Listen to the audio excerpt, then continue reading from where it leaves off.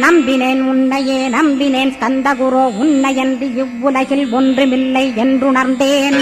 நன்கறிந்து கொண்டேன் நானும் உனதருளால் விட்டிட மாட்டேன் கந்தா வீடதருள் வீரே.